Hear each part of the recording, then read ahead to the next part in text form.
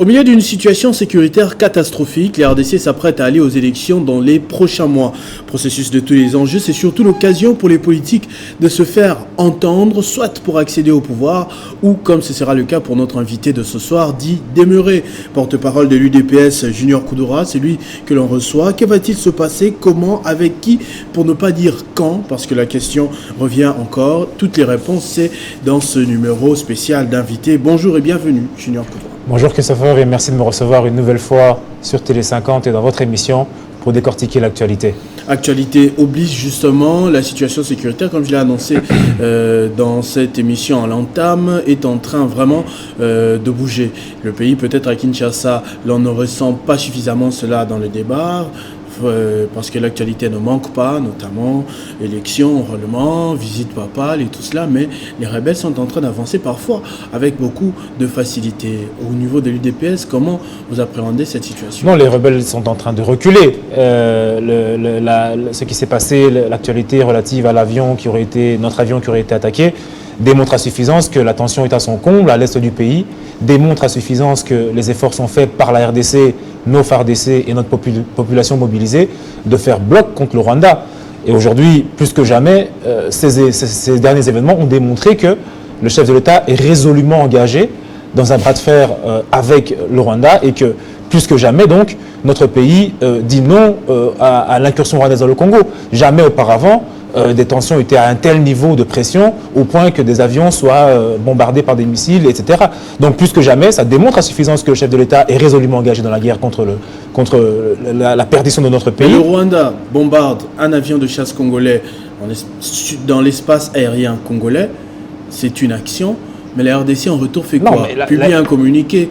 Non, il n'y a pas de communiqué. Nous sommes en conflit armé avec le Rwanda. L'événement de l'avion est un événement parmi tant d'autres, notamment sur les combats qui se passent sur terrain également. Donc l'avion, c'est ce que nous avons vu, mais sur terrain, nous combattons, nous protégeons nos frontières. Et les choses se passent de telle sorte que le Rwanda se sent obligé de faire des communiqués à travers son président Kagame qui accentue les communiqués pour démontrer qu'il y a une guerre qui est faite contre lui et qu'il est pointé du doigt et démasqué aujourd'hui. Donc plus que jamais, la RDC et le président est défendu et défend son pays et plus que jamais, le Rwanda est mal à l'aise. Mais avant cela, le gouvernement a accepté l'entrée sur le territoire congolais des forces régionales, de l'UAC, notamment que l'on ne sent pas sur terrain. Parce que depuis qu'ils sont arrivés, on n'entend pas parler de leurs exploits ou ne serait-ce qu'une balle tirée pour repousser l'ennemi ou des positions en France. C'est un conflit géopolitique, un conflit qui dépasse nos frontières. Évidemment, il fallait prendre en compte les considérations et l'apport des forces internationales qui estiment que ce conflit, s'il déborde, et quand il débordera de trop, aura des conséquences sur le pays frontalier, donc il fallait les impliquer. Mais ce combat, il est le nôtre. Il est mené essentiellement par les FARDC, tel que ça doit l'être par un pays qui se respecte. Donc nous comptons sur nos FARDC principalement. Après, les forces régionales qui viennent et qui proposent leur soutien, pourquoi pas, mais nous restons focus sur les FARDC et le travail que nos forces font sur terrain. Junior Koudoura, au regard de cette situation clairement grave, nous sommes en pleine année électorale. On espère que ces élections auront lieu parce que le gouvernement a semblé dire dans un des paragraphes de son communiqué que cette situation qui déstabilisait le Congo pourrait causer du tort à ce processus électoral justement. Mais allons dans l'hypothèse où il y aura bel et bien l'élection. Vous, au niveau de l'UDPS, vous porte-parole, vous jeunes, comment vous percevez le profil du politique post-2023 au regard de la situation actuelle de la RDC? Effectivement, vous l'avez dit, la situation à l'est du pays fragilise les efforts faits par le chef de l'État pour des élections en fin d'année. D'ailleurs, je précise ici que si le chef de l'État ne voulait pas d'élections, il laisserait l'insécurité se propager à l'est pour avoir un justificatif. Mais les efforts sont faits pour des élections. Par rapport au profil de nos politiques, le premier mandat du chef de l'État a commencé avec 1 année et demie de rapport de force entre le FCC et l'Union sacrée. Et on a compris qu'il était primordial, plus que des élections présidentielles, le vrai enjeu, ce n'est pas les présidentielles, c'est les législatives. Le vrai pouvoir, c'est la force que vous avez au Parlement. Et les Congolais ont compris, et le chef de l'État a bel et bien intégré le fait que l'enjeu des élections, c'est les législatives. Parce que le mandat du chef de l'État a été ralenti dans sa mise en application du programme de par les 1 année et demie de blocage. Et ce blocage s'est décanté lorsque les députés qui faisaient le bloc FCC ont traversé de l'autre côté de l'Union sacrée.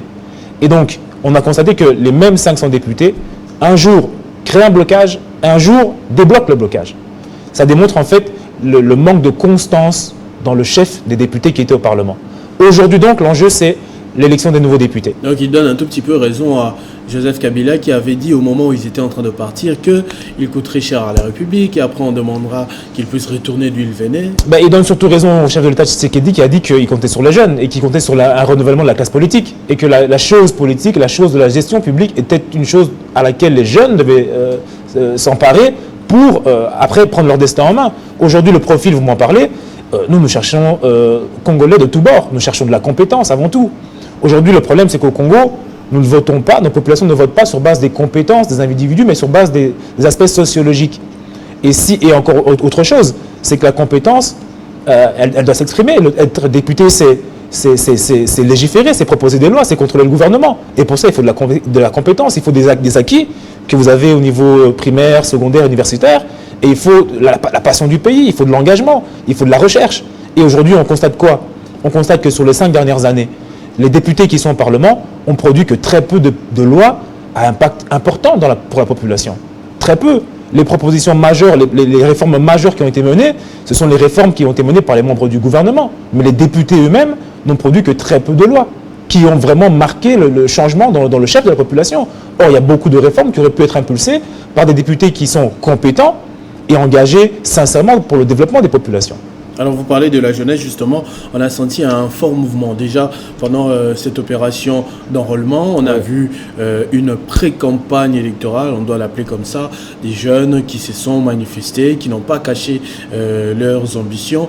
D'aucuns rejettent la faute sur le chômage, le taux de chômage élevé au pays qui pousse abusivement tous les jeunes à aller faire la politique. À quoi vous répondez à ce genre d'affirmation? Non, moi en tant que communicateur de l'UDPS et en tant que jeune, je pense que ce n'est pas l'afflux du chômage, je pense qu'il y a un ras-le-bol généralisé de la population. La population comprend que si les députés sont improductifs, parce qu'ils l'ont été durant les 5 dernières années, c'est l'improductivité des députés, mais c'est la responsabilité de nous les Congolais qui les avons votés.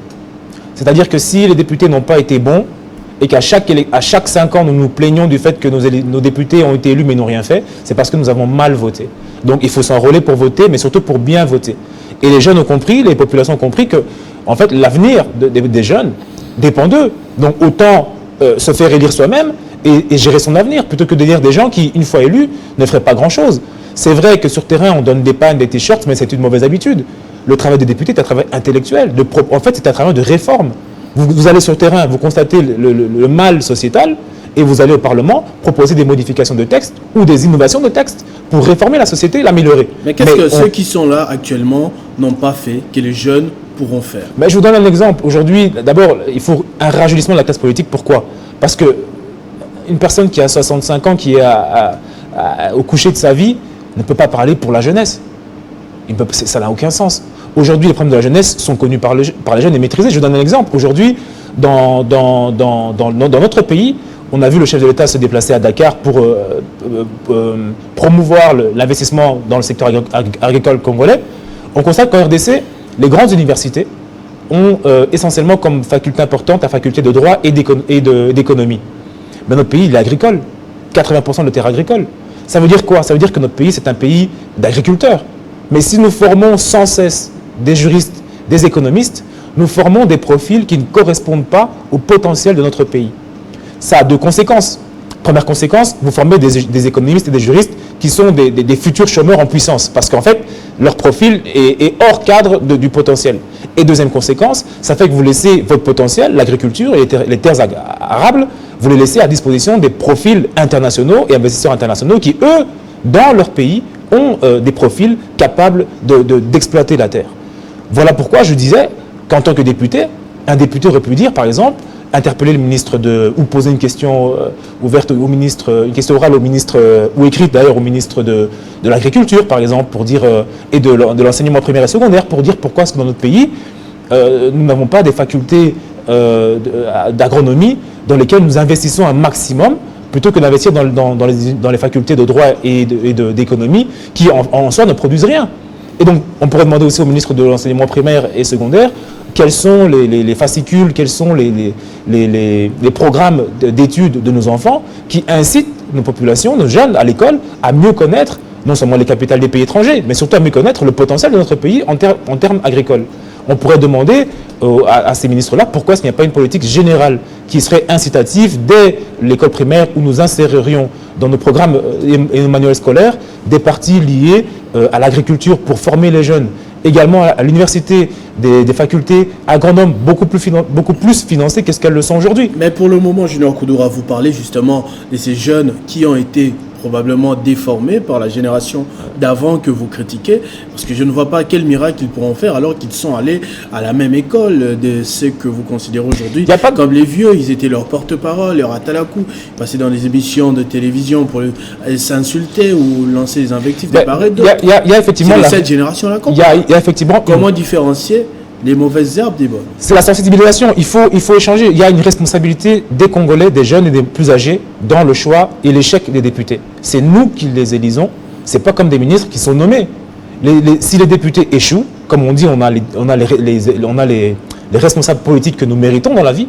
Si nos députés ont échoué, c'est que nous avons échoué dans le choix des personnes. Ça, c'est un fait, c'est une responsabilité. Mais de deux, la compétence doit être le premier des critères. La question simple à poser à quelqu'un qui est candidat député, c'est qu'est-ce que tu vas proposer comme proposition de loi au Parlement pour régler telle question liée au chômage, telle question liée au pouvoir d'achat, telle question liée au travail. Je donne un exemple. Aujourd'hui, dans notre pays, dans le Code du travail, article 39 à 44, on a la disposition qui dit qu'au Congo, si vous avez 22 jours pour les emplois des prestations au jour le jour. C'est-à-dire que vous venez au travail, vous n'avez pas de contrat, mais vous prestez, et par rapport aux prestations, vous êtes payé. Donc les engagements journaliers au jour le jour, si vous faites 22 jours journaliers consécutifs, au 23e jour, votre contrat, quand bien même il n'est pas signé, votre contrat devient automatiquement un CDI. Et donc, avec des sanctions et des pénalités à l'employeur qui vous emploierait sans régulariser votre emploi au jour le jour, qui deviendrait un contrat en bonne et due forme en CDI. La loi le prévoit. Mais les députés, s'ils ne lisent pas la loi, ils ne pourront pas défendre ce texte, qui est bon en lui-même, mais qui manque d'application. Et donc, il faudrait interpeller le ministre à l'Emploi pour lui dire, mais le texte, il est bon, mais est-ce que, un, il est appliqué? Deux, s'il n'est pas appliqué, quels sont les moyens et les méthodes que le ministère du Travail met en place pour suivre les employeurs qui emploient les gens au jour le jour, mais qui ne leur donnent pas de contrat de travail à l'issue des 22 jours de travail consécutifs? Et trois, quelles sont les méthodes, par exemple, une proposition, quelles sont les méthodes qu'on a pour avoir une antenne où les employés dans des travaux précaires, parce que ça c'est la précarité de l'emploi, pourraient dénoncer avec des preuves et des éléments probants les employeurs qui les emploieraient de manière abusive. Et voilà donc des propositions de loi que nous pourrions faire et des interpellations que nous pourrions faire pour améliorer le travail qui existe déjà mais qui est précaire au Congo. C'est des propositions concrètes qu'on peut faire ici. Vous parlez de compétences, ce qui est très bien, mais dans le Congo d'aujourd'hui, comme on le sait, et comme vous le remarquez déjà dans cette sorte de pré-campagne électorale, le Congolais, le Kinois en particulier, vote son frère, vote l'ethnie, vote la tribu, vote la camaraderie et rarement la compétence. Oui. Est-ce que ça ne va pas continuer, vu déjà les décors? Nous sommes un pays plein de contradictions. Autant nous nous plaignons de la qualité des députés qui sont là, qui nous représentent, autant 5 ans plus tard, nous serons toujours les mêmes qui voteront les gens parce qu'il est de ma tribu, ne tenant même pas compte du fait qu'il est incompétent et qu'il n'est pas qualifié, parce qu'il est de chez moi, je vote en pensant que la sociologie sauve le pays. Mais depuis qu'on est petit, on a toujours dit au Congo, non, pour des raisons de stabilité, il faut que les institutions du pays soient toutes représentées par les différentes provinces. Comme si l'équilibre sociologique développait et apportait la croissance. Mais c'est une théorie complètement fausse. D'abord, un, parce qu'elle n'a jamais été prouvée, économiquement, ni juridiquement. Et de deux, parce que dans les faits, notre pays, depuis 60, respecte les équilibres sociologiques dans la gestion de l'État, dans les différents remaniements qu'il y a. Il y a de la représentativité nationale partout, mais ce n'est pas un gage de croissance. Depuis toujours, nous respectons l'équilibre sociologique, mais je n'ai pas le sentiment que c'est ça qui est le moteur du développement. Moi, ça garantit une certaine paix sociale. Mais la paix sociale, c'est la croissance, c'est l'émergence, c'est le développement économique, c'est l'investissement, c'est la richesse. C'est ça la paix. Si vous voulez la paix, mettez la croissance. Par contre, à l'étranger, ça a été démontré que la compétence développe les pays. Mais au Congo, nous nous plaignons des députés, mais nous sommes nous-mêmes ceux qui les votons sur base de critères ethniques qui n'ont rien à voir avec la science et rien à voir avec des principes simples et avérés de développement économique d'un pays. Et donc, nous avons une responsabilité qui est importante. Effectivement, vous l'avez dit, le rôle des populations est très important. C'est elles qui votent et donc qui se trompent. Lorsque les députés sont mauvais, c'est parce que nous avons été mauvais dans les votes. Il faut donc conscientiser les populations à choisir des bons députés sur des bons critères. Et c'est très important, comme vous l'avez dit. Okay. Mais il y a aussi quelque chose de magnifique dans cette élection. En tout cas, c'est un premier test, mais on a vu que la diaspora allait participer aux prochaines élections de 2023. Il y en a beaucoup qui étaient à l'étranger, qui sont revenus au pays avec beaucoup d'ambition. Aujourd'hui, on va donner quand même de la chance pour que ça se passe aussi au niveau de la diaspora, qu'ils puissent glisser un mot, parce que la gestion du pays les affecte aussi directement, qu'ils vivent ou pas sur le territoire national.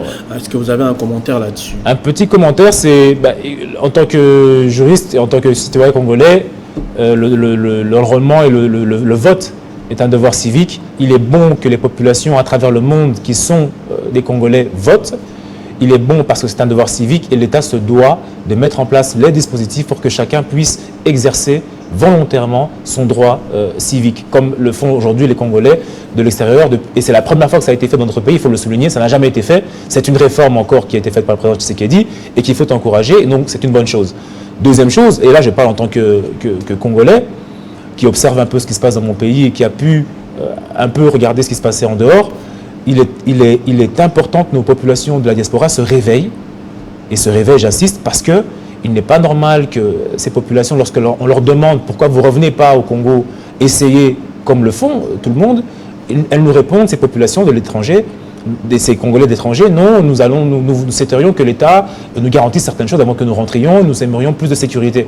Mais d'abord, j'aimerais dire une première chose. Quand vous êtes parti en Europe ou en Amérique ou en Asie vous installer, qu'est-ce que l'Asie, l'Europe, l'Amérique vous a garanti en termes de sécurité sociale ou de sécurité tout court quand vous y êtes installé là-bas? Rien du tout. Vous êtes parti, vous avez essayé. Alors pourquoi est-ce que quand vous devrez rentrer dans votre pays, vous demandez à votre propre pays d'origine de vous sécuriser et de vous donner des garanties? Là où vous êtes allé, il n'y a eu aucune garantie, mais dans votre pays, vous demandez des garanties pour revenir sauver votre pays, alors que vous vous plaignez tous les jours de ce qui se passe dans votre pays. Ça n'a aucun sens. Mais de quelles garanties vous parlez? Parce que je crois qu'en Europe, en Amérique, en Asie, vous avez cité, il y a quand même des garanties sur l'éducation, la santé. Tu ne vas pas tomber malade et mourir comme ici, par exemple. Mais les garanties, vous avez avec de l'argent en poche. Mais en Europe, quand vous partez en Europe, c'est pas parce que vous arrivez en Europe qu'on vous donne l'assurance maladie, le CPS, le Pôle emploi. Non, vous faites des démarches. Vous partez sur base de rien, vous vous battez, vous allez acquérir des droits. Et c'est la même chose au Congo. Mais ici, quand vous revenez au Congo, on ne tire à rien du tout. C'est pourquoi je dis, cette théorie, elle est fausse. Pourquoi? Et j'allais y venir. Pendant que nous, Congolais de l'étranger, pendant que les Congolais de l'étranger, pour revenir au Congo, demandent des garanties de sécurité, des garanties sociales, des Libanais, des Chinois, des Indiens, des Européens, des Américains viennent au Congo chaque jour, de plus en plus nombreux, avec leur famille, s'installent, travaillent et prospèrent au Congo. Et sans demander aucune condition à la RDC. Et c'est grave. Ça veut dire que nous, pour rentrer chez nous, on conditionne notre retour au pays, pendant que les étrangers viennent au Congo sans condition et sans rien conditionner, et s'y installent et émergent. Pendant que nous, on se plaint sur les réseaux sociaux, le Congo, le Congo, le Congo. Mais les Européens, ils viennent ici. Les Américains, ils viennent ici. Les Indiens, ils viennent ici, ils travaillent. Et quand nous, on demande une sécurité, quelle est cette sécurité-là que nous voulons que les Européens oublient en venant ici? Ça n'a pas de sens. C'est au contraire les Européens qui auraient dû demander plus de garanties que nous pour revenir au Congo. Mais nous, Congolais, nous demandons des garanties sociales. Comme si en Europe, nous étions tous des millionnaires qui sont installés là-bas. Mais quand vous venez au Congo, comme dans tout pays, il y a des difficultés, il y a des challenges. Mais venez, c'est chez vous. Aujourd'hui, quand vous venez au Congo, sans visa, vous arrivez à l'aéroport, vous montrez votre tête, juste le nom, le poste-nom, le patronyme, vous avez un visa tout de suite. Mais c'est une mesure incitative. Quel encouragement voulez-vous encore d'autres? Et cette réforme-là, c'est le président Tshisekedi qui l'a amenée. Donc, quelle sécurité voulez-vous pour revenir au Congo? On le lui reproche aussi. On parle d'une certaine diaspora qu'il a ramenée ici au Congo et qu'il a déçu petit à petit. Il y en a qui sont allés en prison, il y en a qui sont rentrés finalement en Europe et qui n'ont pas apporté grand-chose. Est-ce qu'il faut continuer de compter sur cette diaspora-là? Non, moi je ne compte pas plus sur la diaspora que je ne compte sur les Congolais d'origine de Kinshasa ou de Bukavu ou de Goma. Je dis que tout apport est utile. Je dis qu'il n'est pas normal que les Congolais de l'étranger soient tous les jours en train de critiquer le Congo, mais n'aient pas l'envie, le courage de venir essayer, ne fût-ce que changer leur propre vie au Congo. Et de dire que les conditions ne sont pas réunies au Congo pour revenir, c'est faux, puisque les populations étrangères, les Américains, les Indiens, les Asiatiques, ceci, cela, reviennent au Congo tous les jours, beaucoup plus nombreux, et s'y installent, et prospèrent, dans des conditions tout à fait équitables. Bien sûr, certains d'entre eux, ces Européens, Asiatiques et Pakistanais, Indiens, viennent avec des fonds, mais d'autres commencent dans les marchés, en train de vendre dans les marchés, avec une petite boutique, et émergent, comme tout entrepreneur qui commence petit et qui émerge. Donc c'est possible de venir au Congo. Avec cet enrôlement, j'espère que l'engouement sera aussi là pour non seulement voter, mais après s'intéresser davantage au pays et revenir, et que les populations de l'étranger, qui sont congolaises, s'intéressent beaucoup plus et sont beaucoup plus participatives que passives, comme elles le sont aujourd'hui. Merci beaucoup Junior Koudoura pour cette analyse, en tout cas cette manière de réfléchir qui, je l'espère, pourra servir à la fois à la jeunesse, à toutes les personnes qui veulent se lancer en politique, aux dirigeants actuels qui ont encore une partition à jouer, parce que décembre, ce n'est pas demain tout de suite, donc il y a encore beaucoup à faire pour sortir de la RDC de nombreuses situations vécues actuellement. Est-ce que vous avez un dernier mot à lancer, parce que l'enrôlement par exemple se termine dans quelques jours déjà. Enrôlez-vous massivement. Il s'agit de choisir vos députés. Que vous ayez apprécié le mandat actuel du chef de l'État ou non, il s'agit clairement d'exprimer sa voix. Il est facile de critiquer chez soi dans le canapé, de critiquer ce qui se passe, mais le premier des devoirs, avant d'avoir des droits dans ce pays, on a d'abord des devoirs en tant que Congolais et patriotes, c'est d'exercer ses devoirs. Moi, en tant que jeune, j'invite les jeunes à s'enrôler, j'invite les plus âgés à s'enrôler et à exprimer leur position. Plutôt que de le faire dans la rue, dans la violence, faites-le dans les urnes, exprimez votre position, choisissez vos élus sur base des critères de compétences, et non pas des critères sociologiques qui, en soi, n'ont rien prouvé et ne prouveront jamais rien, mais la compétence sauve. Tandis que la sociologie n'a jamais rien amené dans ce pays de positif. On est sur du sociologique depuis des années, et ce n'est pas pour autant que le pays se développe beaucoup plus vite. Donc, enrôlez-vous massivement, chers Congolais, prenez vos engagements au sérieux en ce qui concerne le vote, et donnez une majorité claire aux candidats de votre choix, tant au niveau législatif que présidentiel. Et nous, en ce qui nous concerne, nous soutiendrons le chef de l'État comme nous l'avons toujours fait jusqu'ici. Merci beaucoup Junior Koudoura, porte-parole de l'UDPS. Donc communicateur de l'UDPS, c'est bien mieux. C'est donc normal que vous puissiez soutenir Félix Tshisekedi. Vous aviez déjà donné vos raisons lors de nos précédentes émissions. Exactement. J'espère qu'elles n'ont pas changé. Peut-être qu'il y a même des améliorations, parce que ça fait déjà les arguments sont là et nous aurons le temps d'échanger sur ça. Merci beaucoup d'avoir répondu à notre invitation. Merci aussi à vous d'avoir suivi ce numéro d'invité. Restez fidèles au programme de votre chaîne Télé 50. Vivez heureux, vivez 100 ans. Je vous remercie.